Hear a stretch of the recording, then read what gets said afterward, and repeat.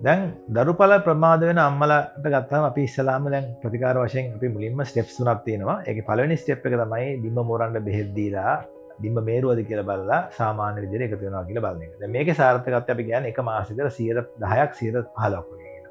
ඒ ක්‍රමයි 6 වතාවක් කරලා හරි ගියේ නැත්නම් ඊගාව ප්‍රතිකාර ක්‍රමය තමයි IUI කියලා අපි කරන ප්‍රතිකාර ක්‍රමය. ඒකෙදි කරන්නේ ඩිම්බ මෝරන්න බෙහෙත් දීලා ඩිම්බ මේරුවද කියලා බලලා ඊට පස්සේ ඉන්ජෙක්ෂන් එකක් ගහලා පැය 36කට පස්සේ දාල් තැම්පත් කරන එක තමයි IUI කියලා කියන්නේ. ඒකේ සාර්ථකත්වය 20%ක් 25ක් තියෙනවා.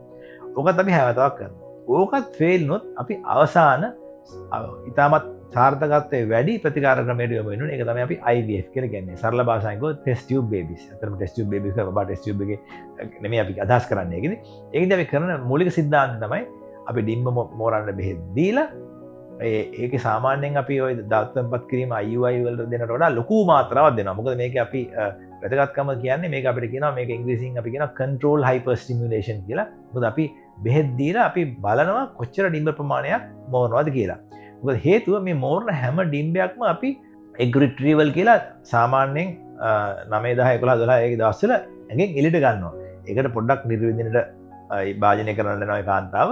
ඊට පස්සේ අපි ඒකෙන් ස්කෑන් එකෙන් බලාගෙන හැම ඩිම්බයක්ම අපි එළියට ගන්නවා පුළුවන් තරම්. ඒතර ඕක දැන් IVF තාක්ෂණයේ සාර්ථකත්වයේ රඳාපවතින්නේ කොච්චර ඩිම්බ ප්‍රමාණයක් අපි රිට්‍රීව් කරාද ගත්තද කියන කාරණේ මත. ඒක අපි සරලව ගියොත් අපි ඩිම්බ ප්‍රමාණය 15කට වඩා අපි එකපාර අම්මා කෙනකින් ගත්තොත් ඒ හැම ඩිම්බයක්ම අපිට කලලයක් බවට පත් කරන්න පුළුවන් ලැබ් එකේදී ශුක්‍රාණුවක් එකතු කරලා ඊට පස්සේ ඒ කල් අපි විඩෙන් විඩේ අම්මට ඇතුළු කරන්න පුළුවන්. එතකොට ඒකේ සාර්ථකත්වය සමහර 45 70 දක්වා වැඩි කරගන්න පුළුවන්.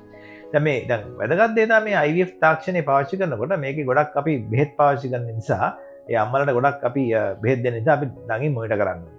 ඒ මොනිටරින් එකේදී තාම වැදගත් තමයි කොච්චර ඩිම්බ ප්‍රමාණයක් මෝරලා තියෙනවද සහ ගර්භාෂය ඇතුළේ බිත්ති ඇද්දි ඝනකම් ප්‍රමාණය ගැන. ඔය දෙකම සාකච්ඡා බලලා ඉවරලා ඊට පස්සේ අපි බලනවා මේකේ කොච්චර ප්‍රමාණයක් ඉක්මනට මේ ආයි හදාගත්ත කල ඇතුළු කරන්න ඕනේද කියලා. ඒක ඒ මාසෙමත් ඇතුළු කරන්න පුළුවන්. එහෙම නැත්නම් ඒවා අපිට ෆ්‍රීස් කරලා තිබිලා පස්සේ වෙන කාලෙකදී අරන් පාවිච්චි කරන්නත් පුළුවන් මේ හදාගත්ත කල. මේකේ සාමාන්‍යයෙන් ලෝකේ දැන් මේක තමයි ස්ටෑන්ඩඩ්ම ක්‍රමේ. මේ ස්ටෑන්ඩඩ් ක්‍රමේදී අපි දැන් ඉස්සර වගේ නෙමෙයි දැන් කෙලින්ම අපි ඩිම්බයක් ඇඟෙන් එල්ලට ගත්තාට පස්සේ ඒ ගාවම්ම අපි ශුක්‍රාණුවක් X කියන තාක්ෂණය වාගෙන් ෆීල් නීල් එකක් දාලා ඒක කෙලින්ම ඒ ඩිම්බය ඇතුළටම යනවා. එතකොට ඊතර පිළිසක එතකොට මේ ඒක කල්ලේ ඇතීම් chance එක වැඩි වෙනවා. ඒකම අපිට පුළුවන් කල්ලේ හැදුනට පස්සේ ඒ කලලෙන් සෛලයක් අරගෙන ඒ ජාන පරීක්ෂාවකට යොමු කරලා බලන්න පුළුවන් මේ තියෙන කලලේ කොච්චර නිරෝගීද කියලා. දැන් ලෝකේ පරීක්ෂණ වලින් හොයාගෙන තියෙනවා ඒ නිරෝගීකම තහවුරු කරගත්ත කලලයක් අපි අම්මට ඇතුළත තැම්පත් කිරීමෙන් ඒකේ IVF එකේ උනත් සාර්ථකත්වය වැඩි කරගන්න පුළුවන් කියලා.